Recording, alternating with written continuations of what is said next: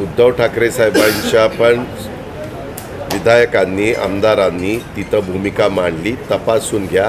कुणीच याचं समर्थन करू शकणार नाही. ज्या विधिमंडळामध्ये आम्ही बसतो, आम्ही बसू किंवा न बसू, जे कोणी 5-5 लाख लोकांचं प्रतिनिधित्व करणारे तिथं बसत असतील त्यांच्याबद्दल चोर मंडळ म्हणणं हेही चुकीचंच आहे ना. लोकशाही आहे, ठीक आहे, आपापल्याला विचार स्वातंत्र्य आहे, मतस्वातंत्र्य आहे, भूमिका मांडण्याचं स्वातंत्र्य आहे. परंतु ती मांडत असताना जर कुणी कुणाला चोर वगैरे म्हणायला लागलं, काय वस्तुस्थिती आहे माहिती नाही, पण चोर मंडळ वगैरे म्हणलं जाते असं तुम्हीच चॅनलनी दाखवलं. आम्ही तुम्ही दाखवल्या गोष्टीवर विश्वास ठेवून बोलतो आहे. आता त्याच्यामध्ये विशेष हक्क समिती संपूर्ण माहिती घेईल, तपास करेल, चौकशी करेल आणि तो प्रस्ताव विधिमंडळामध्ये येईल. दादा, पण संजय राऊतांचं हे म्हणजे त्यांनी काय वक्तव्य करावं हे महाविकास आघाडीचं वक्तव्य आहे का? हे महाविकास आघाडीचं वक्तव्य नाही, हे वैयक्तिक संजय राऊत साहेबांनी केलेलं वक्तव्य आहे. हे पहिल्यांदा आपण त्यामध्ये एक मिनिट, आम्ही त्या वक्तव्याला ते खरोखरीच तसं वक्तव्य केलेलं असेल तर हे वक्तव्य असं करणं बरोबर नाही अशी भूमिका आम्ही मांडली. कायद्याच्या नियमाच्या चौकटीमध्ये ह्याची चौकशी झाली पाहिजे अशी भूमिका मांडली. आम्ही स्पष्ट भूमिका मांडलेली आहे. त्याच्यामुळं तुम्ही कारण नसताना त्याच्यात महाविकास आघाडीला गोवण्याचा प्रयत्न करू नका. याला बैठक ठेवलेली आहे आणि ती बैठक संध्याकाळचं कामकाज संपल्यावर आहे. त्या बैठकीला उद्धव ठाकरे साहेबांना पण निमंत्रित करण्याचा प्रयत्न जयंत पाटील साहेब करणार आहे. आम्ही तर लोक महाविकास आघाडीचे सदस्य त्या बैठकीला जाणार आहोत. हिंदी में जानना चाहेंगे संजय राऊत त्यांच्या वक्तव्याचे समर्थन करतात. संजय राऊत असं म्हणतात की मी जे नाही, ऐका ना, ज्यांनी त्यांनी आपल्या वक्तव्याचं समर्थन करावं का न करावं हा ज्याचा त्याचा वैयक्तिक दृष्टिकोन आहे. आम्हाला त्याच्याबद्दल एवढंच म्हणायचं आहे की आज सभागृहामध्ये विधानसभा अध्यक्षांनी त्याबद्दलचा निर्णय दिलेला आहे. आता तो निर्णय दिल्यानंतर ते विशेष हक्क समितीकडे गेल्यावर काय काय होतं आहे, काय काय वस्तुस्थिती घडलेली आहे, ह्याच्या पाठीमागचं कारण काय आहे, कुणाला ते चोर मंडळ म्हटलेले आहेत, का म्हटलेले आहेत, त्याच्या सगळ्या गोष्टी पुढे येतील आणि त्याच्यानंतर सभागृह त्याबद्दलचा मला त्याच्याबद्दल काही माहिती नाही. आम्हाला नावं मागितली, आम्हाला आघाडी म्हणून नावं मागितली नाही, राष्ट्रवादी काँग्रेस पक्ष म्हणून आम्हाला नावं मागितली. त्यावेळेस मला सांगितलं तुम्ही बाळासाहेब थोरातांना पण निरोप द्या. मग मी बाळासाहेब थोरातांशी पण बोललो आणि त्यांना सांगितलं तुम्ही पण तुमची काँग्रेसची नावं द्या. माझ्या माहितीप्रमाणे 5 नावं काँग्रेस आणि राष्ट्रवादीकडनं मागितलेली आहे. 3 नावं राष्ट्रवादीनं दिलेली आहे, 2 नावं काँग्रेस देणार आहे. आता किती नावं घ्यायची, किती लोकांची विशेष हक्क समिती करायची हा सर्वस्वी अधिकार विधानसभा अध्यक्ष महोदयांचा आहे आणि ते त्या पद्धतीनं करतात. आज दो लोगों के खिलाफ जो है विशेष अधिकार प्रस्ताव की नोटिस दी गई है. एक तो संजय राउत साहब और दूसरे मुख्यमंत्री. आप कैसे देखते दोनों के बयान? उसके बारे में मुझे चीफ मिनिस्टर साहब को जो नोटिस दी है उसके बारे में मुझे कुछ भी पता नहीं, क्योंकि वो काउंसिल में हुआ है. लेकिन असेंबली में मैं काम देखता हूँ कि काम करता हूँ. हम सब साथी असेंबली में असेंबली के विधायक हैं, तो उसमें ये इशू निकाला था और उसके बारे में हर एक ने अपोजिशन पार्टी के लोगों ने भी अपना राय वहाँ रखी, वैसे रूलिंग पार्टी वालों ने भी रखी. सबका सुना हमारे विधानसभा के स्पीकर ने, और स्पीकर ने उसके बारे में डिसीजन दिया है कि 8 तारीख तक मैं इसके बारे में विशेष हक्क समिति का उनके तरफ इसकी इंक्वायरी देऊंगा और वो उनका प्रस्ताव आने के बाद मैं सभागृह को अवगत करूंगा. उनके बयान को आप कैसे देखते हैं? नहीं, हम तो बिल्कुल नहीं समर्थन करते, क्योंकि ये कायदे मंडल है, ये विधिमंडल है. यहाँ 5-5 लोग हमें वोट करते हैं, उनका प्रतिनिधित्व हम करते हैं. इतनी बड़ी तादाद से हम जब हमारे मतदार संघ का कॉन्स्टिट्यूंसी का प्रतिनिधित्व करते हैं तो हमें भी कुछ अधिकार रहता है. हमारा भी अपमान अंदर बैठने के बाद करने का किसी को अधिकार नहीं है। आप संविधान के हिसाब से चलो, कानून के हिसाब से चलो। जो भी आपको कुछ कहना है तो कहने का तो अधिकार सबको है, आपको है, मुझे, उनको है, सबको है। लेकिन वो अधिकार का अगर किसी ने गलत इस्तेमाल किया तो वो भी ठीक नहीं है। मुख्यमंत्री ने कहा था कि देशद्रोही उन्होंने शब्द कहा था विपक्ष के लिए और कहा कि अच्छा हुआ चाय पानी करने के लिए नहीं आए। तो उनके बयान को लेकर अब आपत्ति जताई है कि ये भी अपमान, ये भी नहीं, उसके बारे में अभी कुछ मीडिया के लोगों ने ही मुझे बताया कि काउंसिल ने उसके बारे में जो भी आपको कुछ कहना है तो कहने का तो अधिकार सबको है, आपको है, मुझे, उनको है, सबको है।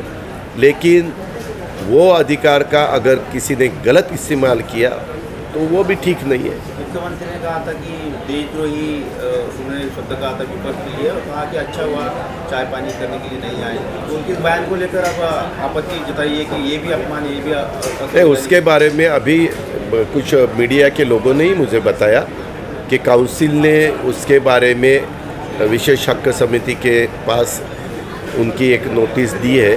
तो वो तो मैं मालूमात करूंगा, हमारे साथी अंबादास दानवे वहाँ के अपोजिशन लीडर है, उनको या दूसरे विधायकों को पूछूंगा कि एग्जैक्ट क्या हुआ है, और वो मालूमात करने के बाद मैं उसके बारे में मेरी राय दूंगा। संजय राउत के इस प्रकार के कल शाम को नहीं, दोनों सभागृह का काम ख़त्म होने के बाद, काउंसिल का और असेंबली का, उसके बाद सीसीआई में हमारे पार्टी के प्रेसिडेंट स्टेट के जयंत पाटिल साहब ने महाविकास आघाड़ी के विधायकों की मीटिंग रखी है। तो हम सब वो मीटिंग में शामिल होने वाले हैं। सदन में आज किन अहम मुद्दों पर चर्चा हुई? सदन में खाली वो विशेष हक समिति के बारे में ही चर्चा हुई। ज़्यादा करके राज्यसभा के जो मेंबर है संजय राउत साहब, उनका कुछ बयान आज सुबह उन्होंने किया, वो स्टेटमेंट इलेक्ट्रॉनिक मीडिया और प्रिंट मीडिया में आया और उसके बारे में करीबन 5-6 दफ़ा हाउस एडजर्न हुआ। लेकिन बाद में हंगामा रूलिंग पार्टी वालों ने चालू ही रखा। फिर स्पीकर ने कल 11 बजे तक हाउस एडजर्न किया। आपको लगता नहीं संजय राउत साहब का बार बार इस प्रकार से स्टेटमेंट महाविकास आघाड़ी के लिए मुश्किलें खड़ी कर देता है? मेरा ये कहना है कि उसके बारे में सबके लीडरों ने थोड़ा बहुत कुछ उनको राय देनी चाहिए, उनको कुछ ना कुछ उनके साथ बात करनी चाहिए। और ये क्यों बार बार हो रहा है उसका थोड़ा सा सोचना चाहिए। और इससे गलत फैमिली ऐसे सबके सामने आती है और महाविकास आघाड़ी का भी इमेज के ऊपर थोड़ा बहुत परिणाम हो जाता है। तो वो गलत है। हमारी तरफ से भी, कांग्रेस की तरफ से भी या शिवसेना के तरफ से भी कभी भी किसी महाविकास आघाड़ी के जो विधायक हैं उनके या महाविकास आघाड़ी के जो स्पोक्समन हैं या उन अलग अलग पार्टी के पराफार थोर आहे। इथं अनेक मान्यवरांनी नेतृत्व केलेलं आहे आणि अशा विधिमंडळाच्या मध्ये सगळेच वेगवेगळ्या राजकीय पक्षाचे विधायक आपलं आपलं प्रतिनिधित्व विधानसभा मतदारसंघाचं करत असतात आणि त्याच्यामुळे कुणाला त्यांना चोर मंडळ म्हणण्याचा अजिबात अधिकार नाही असं माझं वैयक्तिक मत आहे। मी सभागृहामध्ये बोलत असताना ते मांडलं। आता त्या संदर्भामध्ये मी मांडत असताना हाही मुद्दा मांडला की बऱ्याचदा कधी चॅनलवर बातमी दाखवत असताना थोडासा का गैरसमज होतात, त्याची शहानिशा करा की विचारा की वस्तुस्थिती काय आणि वस्तुस्थिती जर तशी असेल तर नियम, कायदे, संविधान हे सगळ्यांना सारखं आहे। त्याच्यामुळं त्याच्यामध्ये कुणाला वेगळे ट्रीटमेंट द्यायचं काही कारण नाही आणि हा संपूर्ण विधिमंडळाचा अपमान आहे। आम्ही 288 लोक तिथं प्रतिनिधित्व करत असतो खालच्या सभागृहामध्ये, त्यांचा सगळ्यांचा अपमान आहे आणि वरच्याही सभागृहामध्ये प्रतिनिधित्व करत असणाऱ्या सगळ्या विधिमंडळ म्हणल्यानंतर दोन्ही आलं असा त्या सगळा अपमान आहे आणि हे बरोबर नाही। खरं तर पार्लमेंटमध्ये प्रतिनिधित्व करत असणाऱ्या व्यक्तींनी, लोकशाहीमध्ये काम करत असणाऱ्या व्यक्तींनी अशा प्रकारचं वक्तव्य करणं हे पण थोडंसं नाही, पटतच नाही. थोडं कशाला, अशा प्रकारचं गोष्ट कदापि होता कामा नये असं माझं म्हणणं आहे. आणि मग नंतर त्याच्यात सातत्याने समोरच्यांनी, आमच्या बाजूनी, सत्ताधारी आणि विरोधी दोन्ही बाजूंनी सन्माननीय सदस्यांनी आपली भूमिका मांडण्याचा प्रयत्न केला. वास्तविक दोन्ही बाजूंनी कुणीच ह्या गोष्टीचं समर्थन केलं नाही. फक्त चौकशी करावी, कुणावर कारण नसताना अन्याय होऊ नये, पण कुणी चुकलेला असेल तर त्याच्या संदर्भामध्ये जो काही योग्य निर्णय असेल तो घेतला जावा. आता विशेष हक्क समिती आज स्थापन करण्यात आली. आम्हाला 3 नावं मागितली, काँग्रेसला 2 नावं मागितली, इतर नावं देखील सत्ताधारी पक्षाकडनं किंवा इतर मित्र पक्षांच्याकडनं येतील आणि ती समिती स्थापन करून ते विशेष हक्क समितीकडं हे प्रकरण जाईल असा अंदाज दिसतो आहे. अजून तशा पद्धतीनं विधानसभेच्या अध्यक्षांनी जाहीर केलं नाही. त्यांनी सांगितलं की मी जरा ही सगळी गोष्ट तपासतो आणि ते तपासून नंतर ह्याबद्दलचा निर्णय बुधवारपर्यंत देतो. सांगताना त्यांनी सांगितलं 2 दिवसात देतो आणि तारीख घेताना 8 तारीख घेतली. त्याच्यावर आमचं पण थोडंसं जमलिंग झालेलं आहे की नक्की कधी 2 दिवसांनी सांगणार आहेत. आमचं पण थोडंसं जमलिंग झालेलं आहे की नक्की कधी 2 दिवसांनी सांगणार आहेत का आज बरोबर 7 दिवसांनी सांगणार आहेत. कारण बुधवारी म्हणल्यावर 8 तारीख येते. तर त्या प्रकारे कदाचित माझा अंदाज आहे की 8 तारखेला घेतील. कारण विशेष हक्क समितीला पण बसावं लागेल, ऐकावं लागेल, ज्याच्या विरोधामध्ये ते दिलेलं आहे त्यांचं म्हणणं काय, वस्तुस्थिती काय, त्याबद्दलची शहानिशा करून मग विशेष हक्क समिती त्याबद्दलचं काय मत असेल ते सभागृहाच्या पुढं ठेवेल आणि मग सभागृह त्याच्याबद्दलचा अंतिम निर्णय घेईल असा माझा स्वतःचा समज आहे. आणि म्हणून त्या प्रकारे पुढच्या गोष्टी घडतील. जसं आज आम्ही गॅस सिलेंडरच्या बद्दलचा अतिशय ताजा मुद्दा उचलण्याचा प्रयत्न केला, तशाच प्रकारे सध्या विजेचे कनेक्शन तोडण्याचा मोठा कार्यक्रम महाराष्ट्रामध्ये चालू आहे. आज पण वेगवेगळ्या भागामध्ये अधिकारी शेतकऱ्यांचे वीज कनेक्शन तोडण्याच्या करता जात आहेत. अनेक आमदारांनी आम्हाला लक्षात आणून दिलं की आमच्याही भागामध्ये वीज कनेक्शन तोडलं जात आहे. वास्तविक ऊर्जा खातं ज्यांच्याकडे, जे राज्याचे उपमुख्यमंत्री आहेत, त्या देवेंद्रजींनी सभागृहामध्ये मागं सांगितलेलं होतं की आम्ही वीज कनेक्शन तोडू देणार नाही, परंतु वीज कनेक्शन तोडून दिलं जात आहे. तोही मुद्दा आम्हाला आज उचलायचा होता. परंतु गोंधळ सतत सत्ताधारी पक्षच सभागृह थांबवत होतं. वास्तविक सत्ताधारी पक्षाचं काम आहे सभागृह चालवणं आणि त्याच्यामध्ये कामकाज व्यवस्थितपणे दिवसाचं दाखवलेलं पार पाडणं. पण तसं घडत नव्हतं आणि वरचेवर सभागृह 10 मिनटं, 20 मिनटं, अर्धा तास अशा प्रकारे स्थगित करण्यात येत होतं आणि नंतर मात्र लास्टला थांबवण्यात येत होतं आणि पुन्हा कामकाज सुरू करण्यात येत होतं. परंतु नंतर मात्र विधानसभेच्या अध्यक्षांनी हा सगळा त्यांचा निकाल दिल्यानंतर सत्ताधारी पक्षांनी पुन्हा गोंधळ घालायला सुरुवात केली. त्यांचं काही म्हणणं होतं, परंतु विधानसभा अध्यक्षांनी सांगितलं की आता मी माझा निर्णय दिलेला आहे, आता कुठल्याही परिस्थितीमध्ये ह्याच्यावर कुणाला मी बोलून देणार नाही. परंतु ते ऐकून घेण्याच्या मनस्थितीमध्ये सत्ताधारी पक्षाचे सन्माननीय सदस्य नव्हते आणि मग उद्या 11 वाजेपर्यंत सभागृह म्हणजे आजचं स्थगित करण्यात आलं आणि उद्या 11 वाजता सभागृह भरवण्यात येईल असं जाहीर करण्यात. मध्ये वरच्या सभागृहात विरोधी पक्ष नेत्यांनी काय सांगितलं ते मला माहिती नाही. तो त्यांची भूमिका त्यांनी मांडली असेल, तो त्यांच्या सभागृहाचा अधिकार आहे आणि त्याच्यामुळे ते त्या सभागृहाचे विरोधी पक्ष नेते आहेत. मी खालच्या सभागृहाच्या बद्दल तुम्हाला माहिती दिलेली आहे. दादा, एक वेगळा राजकीय प्रश्न, कसबा आणि पिंपरी चिंचवडचा निकाल आपल्याला उद्या येताना पाहायला मिळणार आहे. मात्र आता कसब्याचा जो एक्झिट पोल दाखवला जातो त्यामध्ये काँग्रेसच्या उमेदवाराचा विजय होईल असे आणि बॅनर देखील लागलेले आहेत. कालच तुम्ही एक वक्तव्य त्या संदर्भामध्ये ह्या एक्झिट पोलला काही अर्थ नसतो. हे अंदाज असतात, अंदाज खरे नसतात, कधी खरे येतात कधी चुकीचे ठरतात. त्याच्यामुळं त्याच्यावर कितपत विश्वास ठेवायचा हा ज्याचा त्याचा प्रश्न आहे. मी उद्याच्याला 8 वाजता मतमोजणी सुरू झाल्यानंतर जो काही मतपेटीद्वारे नागरिकांनी मतदारांनी हक्क बजावलेला आहे त्याचं चित्र स्पष्टपणे विविध चॅनलला पाहिल्यावर आपण त्याबद्दलची प्रतिक्रिया देऊ. दादा आपला काय अंदाज आहे पण आपला अंदाज सांगायला मी ज्योतिषी नाही. त्याच्यामुळं पण तुम्ही काल लोकांनी ज्या बाजूला जास्ती मतदान केलं असेल ज्या उमेदवाराला तो निवडून येईल. काल तुम्ही हाऊसमध्ये असं म्हटलं होतं की पुण्याचा निकाल येऊ द्या. हो मग मी म्हणलो ना मग माझं मी तेच सांगतो की पुण्याचा निकाल येऊ द्या. बाकीच्या काही गोष्टी मला सांगायच्या आहेत की पुण्याचा मतदानाच्या आधी काय काय प्रकार घडलेले आहेत त्याच्याबद्दलचे पुरावे आमच्याकडे आहेत, त्याच्याबद्दलच्या क्लिप आमच्याकडे आहेत. चिंचवडमध्ये काय घडलं, कसब्यामध्ये काय घडलं आणि तुम्ही पण वेगवेगळ्या चॅनलच्या मान्यवरांचे तुमचे तिथले प्रतिनिधी आहेत त्यांनी पण ते पाहिलेलं आहे.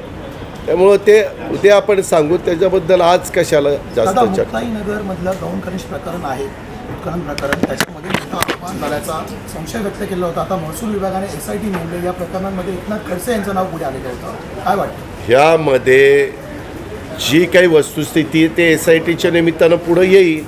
ह्याच्यात कुठल्याही सत्ताधारी किंवा विरोधी पक्षाच्या राजकीय लोकांना त्रास देण्याचा हेतू हा सत्ताधारी पक्षाचा नसावा. काय वस्तुस्थिती आहे ते नीटपणे तपासावं. बऱ्याचदा धचा मा केला जातो तसं होऊ नये, कुणावर अन्याय होऊ नये या प्रकारची आमची अपेक्षा आहे. एकनाथ खडसे यांचं यावर ते असं म्हणणं आहे की मागच्या हिवाळी अधिवेशनामध्ये त्याची घोषणा झाली होती. मधल्या काळामध्ये हे थंड होते.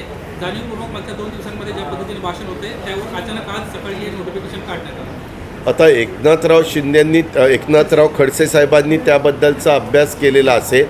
त्यांच्या मुख्य शाखा समिती शिफारस करेल आणि शिफारस केल्यानंतर आपला सभागृह सर्वोच्च आमचं सभागृह अंतिम आहे. अंतिम सभागृहाच्या बद्दलचा अंतिम निर्णय घेईल.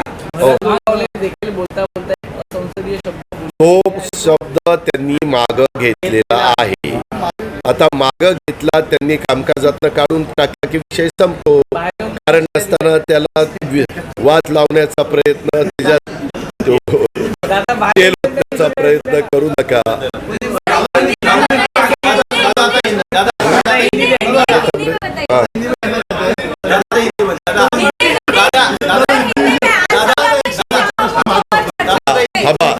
आमच्या शेवटचा प्रश्न आहे मराठीवाड्याचा शेवटचा.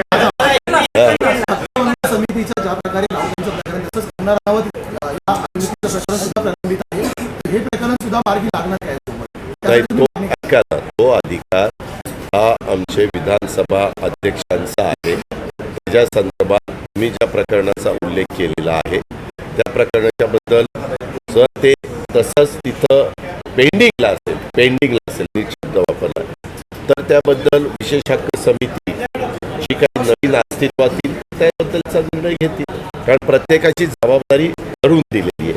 त्या जबाबदारी ज्यांच्यावर ती ठरवून दिलेली आहे त्याच्यामध्ये आम्ही लोकांनी मध्येच काही स्टेटमेंट करून काही वक्तव्य करण्याचं कारण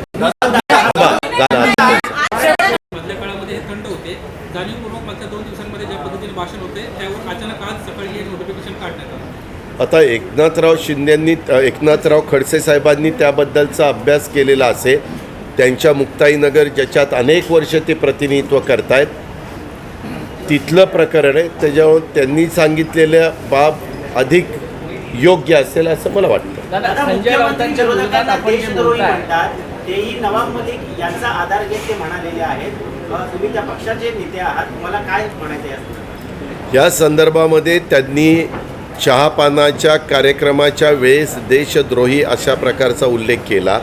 खरं तर एवढ्या महत्त्वाच्या पदावर असणाऱ्या व्यक्तींनी आज ते राज्याचं नेतृत्व करतायत. मागं तुम्ही पाहिलं असेल 2-3 वेळाला सभागृहामध्ये देखील आम्ही सांगितलं साहेब आता तुम्ही 13 कोटी जनतेचे प्रमुख आहात.